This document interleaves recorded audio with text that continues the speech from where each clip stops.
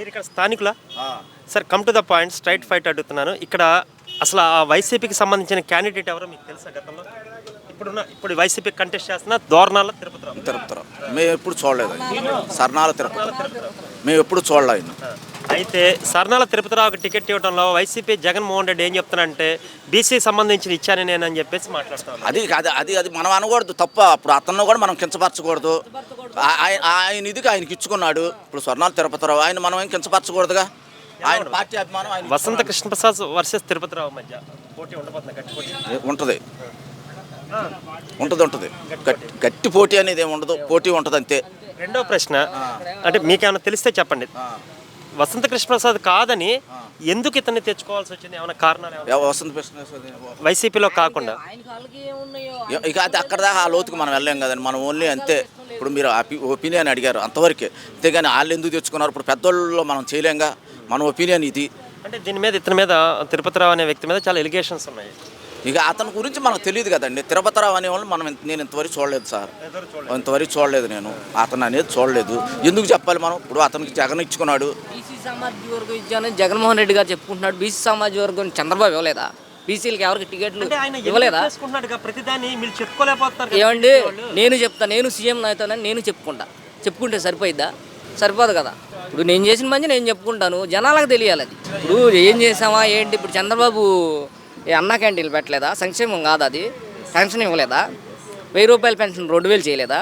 200ని 2000కి తీసుకెళ్ళాడు, చేయలేదా? ఇది సంక్షేమం కాదా? యాక్సిడెంట్ బీమాలు ఇవన్నీ సంక్షేమం కాదా? చంద్రన్న బీమాలు ఇవన్నీ సంక్షేమం కాదా? ఆరోగ్యశ్రీ సంక్షేమం కాదా? అంటే ఆరోగ్యశ్రీలో కొన్ని లిమిటెడ్ చేశాడండి. కానీ ఎందుకని ప్రజలు జగన్మోహన్ రెడ్డి చెప్పిన మాటలు నమ్మారు? చంద్రబాబు నాయుడు అంటే టీము అనుకున్నది ప్రజలు వీళ్ళు అలా మ్యాన్ప్లేన్ చేశారు. ఒక కులం మీద దేశం అనేది జనాల దగ్గర, ఒక కులం మీద దేశాన్ని తీసుకొచ్చేసి అలా మ్యాన్ప్లేట్ చేశారు. జనాలు కూడా ఏంటంటే గుడ్డిగా నమ్మారు. అది 2019లో ఒకసారి చూద్దామని ఒకటి, రాజశేఖర రెడ్డి మీద అభిమానం ఒకటి, వీటి మీద కొట్టుకొచ్చాడు. అది ఇప్పుడు అదొక సింపతి. ఇప్పుడు జనాలందరికీ తెలుసుగా, అసలు తెలిసిందే. కాకపోతే ఎవరు చెప్పుకోలేరు. కాకపోతే చంద్రబాబు నాయుడు ఓడిపోవటమే మంచిదైందండి 2019లో. ఇవాళ చంద్రబాబు నాయుడు విలువ ఏంటో అందరికీ తెలిసి వచ్చింది. 2019లో చంద్రబాబు నాయుడు అనేవాడు ఓడిపోవటం అనేది చాలా మంచి పని. 100% ఓడిపోవటం ఆ రోజు తెలిసి వచ్చింది. అదే కనుక 2019లో గెలుచుంటే ఇప్పుడు 2024కి కొంచెం మన అమరావతి ఇవన్నీ కొంచెం డెవలప్మెంట్ కొంచెం ఒక లైన్లోకి వచ్చేది. ఇప్పుడైనా కానీ జగన్మోహన్ రెడ్డి ఏదో ఒకటి జనాల్లో సింపతి తెచ్చి ఇప్పుడు గెలుచుంటే మనం ఇంకా దారుణంగా అయిపోయేవాళ్ళం. 2009లో చంద్రబాబు నాయుడు అనేవాడు ఓడిపోవటం చాలా మంచి పని. 100% ఏమనిపిస్తుంది సార్? ఒక ఇసుక మట్టి వేయకుండా, ఒక తట్ట మట్టి వేయకుండా, ఒక ఇటుక కూడా పెట్టకుండా 5 సంవత్సరాల పరిపాలన చూస్తే అసలు చదువుకున్న యువతగా మీరు ఏం చేస్తారో నాకు తెలియదు. మీకు ఏమనిపిస్తుంది? ఫస్ట్లో 1 సంవత్సరం 2 సంవత్సరాలు బాధపడ్డామండి. చంద్రబాబు నాయుడు ఓడిపోయిన తర్వాత మనం అమ్మవారి గుడి దగ్గర ఫ్లైఓవర్ కానీ, బెన్ సర్కిల్ ఫ్లైఓవర్ కానీ ఇవన్నీ చూసినప్పుడు ఏంటంటే మనకు బాధ అనిపించింది. 1 సంవత్సరం 2 సంవత్సరాలు ఇటు ఫెర్రీ వెళ్ళినప్పుడు కానీ ఆ డెవలప్మెంట్ చూసి అయ్యో ఓడిపోయాడని. ఇవాళ రాను ఏంటంటే అలవాటు అయిపోయింది. అలవాటు అయిపోతే కదా చూసి నవ్వే పరిస్థితి వచ్చింది. నవ్వే పరిస్థితి అంటే ఉంటుందిగా కామన్గా. ఇప్పుడు నాకు కొత్తగా బీటెక్ చదువుకున్న పిల్లలు ఉన్నారు. చాలామంది ఆఫర్ లెటర్స్ వచ్చినాయి. కొంతమందికి హైదరాబాద్ వెళ్ళారు, ఎగ్జామ్స్ అన్నారు, 2 నెలలు 3 నెలలు ఎగ్జామ్స్లో పాస్ అయ్యారు, మళ్ళీ మిమ్మల్ని పిలుస్తామని వెనక్కి పంపించేశారు. మొన్నటి వరకు వైసీపీకి ఓటేద్దాం అనుకున్న వాళ్ళు కూడా పేరెంట్స్ చాలామంది చేంజ్ అయ్యారు. ఎందుకంటే మా పిల్లలకు ఉద్యోగాలు లేవు అంటే ఆయన విలువేంటి ఇప్పుడు తెలిసి వచ్చింది. ఇప్పుడు మొన్న అమ్మఒడి వేసాడు, ఫీజు రీఎంబర్స్మెంట్ వచ్చిందని నా పర్సనల్ ఒపీనియన్. మనకి సంక్షేమం అన్నారు, సంక్షేమం ఒకటి ఇస్తే సరిపోయిందా? అభివృద్ధి లేకుండా, రోడ్లు లేకుండా, ఇప్పుడు ఆ సంక్షేమం తీసుకున్న వాళ్ళ ఫ్యామిలీలో ఆ రోడ్డు మీద యాక్సిడెంట్ అయి పడితే, ఆ కుటుంబం రోడ్డు మీద పడితే వాళ్ళకి తెలుస్తుంది ఆ బాధ. సార్, ఇక్కడ కావాల్సింది ఉంటే సార్ ఇంటికి డబ్బులు ఇస్తున్నాడు, జనాలు అదే కోరుకుంటున్నారు. నెక్స్ట్ 175 మరి కరెంటు బిల్లు మరి 4 సార్లు పెంచాడు, 8 సార్లు పెంచాడు. ఇవన్నీ ఏమైనాయి మరి? అంటే మన దగ్గర తీసుకొని మనకే ఇస్తున్నాడు. ఎవరింట్లో డబ్బులు ఇస్తున్నారండి?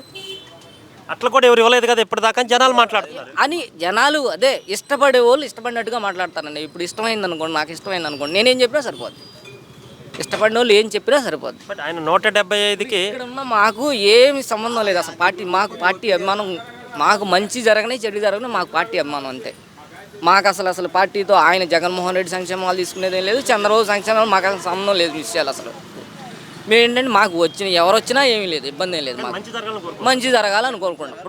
ఇప్పుడు ఎప్పుడైనా సరే అండి ఉన్నోడు బాగుంటేనే లేనోడికి పని, అదొకటి ఆలోచించాలి వీళ్ళు జనాలు. ఇప్పుడు మీ దగ్గర 1,00,000 రూపాయలు ఉంటే మీరు ఒక 10,000 ఆయన ఒక మాట చెప్పాడు, అసలు టీడీపీ కమ్మాడు అని అంటారు తప్ప కమ్మాడు చంద్రబాబు నాయుడు చేసి చేయలేదు. ఏం చేశాడు? ఎందుకు నేను పదే అడుగుతున్నానంటే మళ్ళీ అదే పత్తా పట్టుకొని వస్తున్నాడు. పేదలకి పెత్తందాలు జరుగుతున్న నేను లేకపోతే పన్నాళ్ళు కమ్మోళ్ళు 20% ఉన్నాడు, 80% లేనోడే ఉన్నాడు. రోజువారీ పనికి వెళ్ళేవాడు ఉన్నాడు, డ్రైవింగ్ చేసుకునేవాడు ఉన్నాడు, గుమ్మస్తాకి వెళ్ళేవాడు ఉన్నాడు. కమ్మ కులంలో పుట్టడమే వాడు చేసుకున్న దరిద్రం. నేను చెప్తున్నాను కదా, వాడు మరీ ఎంత బద్నాం చేశారంటే ఈ 5-6 ఏళ్ళ నుంచి వాడు కమ్మ కులంలో పుట్టడమే వాడు చేసుకున్న పాపం. ఎందుకు వాడు ఏం చేశాడు? వాడు గుమ్మస్తాగా వెళ్తున్నాడు, వాడు పనాడు చేసుకుంటున్నాడు. ఏమి రాష్ట్రానికి అంత నాశనం చేయలేదుగా కమ్మోడు. చంద్రబాబు నాయుడు కమ్మ కులంలో పుట్టడమే మేము చేసుకున్న తప్ప కాదు కదా. ఏం చేశాడు చెప్పండి? అదొక ఇది వెలుగులో తెచ్చేసి కమ్మ ఏంటి కమ్మోడు ఏంటి? వాడు చేసుకున్న తప్పేంటి? వాడు ఆ కులంలో పుట్టడమే తప్ప. ఇవన్నీ ఏంటంటే కులాలు తెచ్చేసి ఇది చేసేసారు. కమ్మోళ్ళలో పుట్టినాడని కమ్మ కులాన్ని ఒకదాన్ని ఇది టార్గెట్ చేయటం కరెక్టా? ఇది కాదుగా. మెయిన్ చంద్రబాబు కమ్మ కులంలో పుట్టమేగా, కమ్మోళ్ళ మీద అంత దేశం. కానీ ఎందుకు అసలు ఆయనకి కమ్మాని టీడీపీకి సంబంధం ఏంటి? లేదు కానీ జనాల్లో అలా టీడీపీ పుట్టిందే బీసీల కోసం అదే మరి. ఇప్పుడు ఏం చేశారు? బీసీలకు నేను ఇచ్చానని చెప్పుకుంటున్నాడు కదా. మరి బీసీలకు పుట్టుక ఎక్కడ పుట్టింది? మరి చంద్రబాబు గవర్నమెంట్లో, అదే తెలుగుదేశం గవర్నమెంట్లో ఎన్టీఆర్ అన్నగారు ఉన్నప్పటి నుంచాక.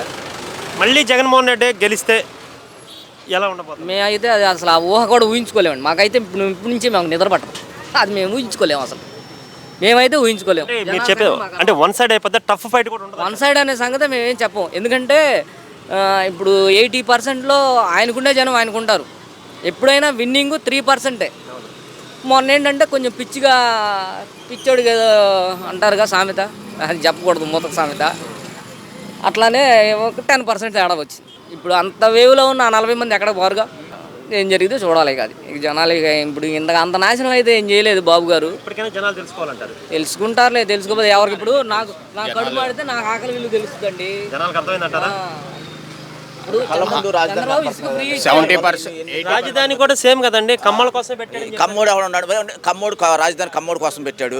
తాటికొండ ఏదైందండి? మరి అక్కడ కమ్మోడు ఎంతమంది ఉన్నాడండి? అక్కడ ఉంటే 10% ఉంటారు. ఇప్పుడు మేల్కొన్నారు మీరు అందరూ. ఇప్పటికి వివరం వచ్చిందా? ఇన్ని సంవత్సరాలు వివరం వచ్చిందంటే ఒకసారి క్షవరం అవుతేనే వివరం వచ్చేది. ఎవరికైనా క్షవరం అవుతేనే కదండి వివరం వచ్చేది. ఒకసారి తెలిస్తేనే కదా తెలిసేది ఏంటి మన పరిస్థితులు ఏంటని. ఎవరికైనా సరే ఒకసారి ఇప్పుడు బాగా వెళ్ళిపోతున్నాము. న్యాయం ఎక్కడ ఉందండి? చంద్రబాబు ఇచ్చింది ఇసుక ఫ్రీ. ఇప్పుడు మాకు ఇక్కడ నుంచి ఇసుక వచ్చేసింది 1100కు 1200కు లారీ వచ్చింది. అదే ఇసుక మేము ఇక్కడ 10,000 పెట్టి తోలుకుంటున్నాం. ఇప్పుడు బాగుంది. ఇది మరి జనాలకి ఇంకెక్కడ కడుతున్నా కూడా మాకు ఇంకా మేము కడుతున్నా కూడా ఇంకా మాకు ఫ్రీగానే వస్తుంది, మాకు ఇంకా బాగానే ఉందని అన్నారంటే వాళ్ళకి ఎంత చిత్తశుద్ధి లేకుండా మాట్లాడుతున్నారో చూడండి. ఆలోచన లేకుండా.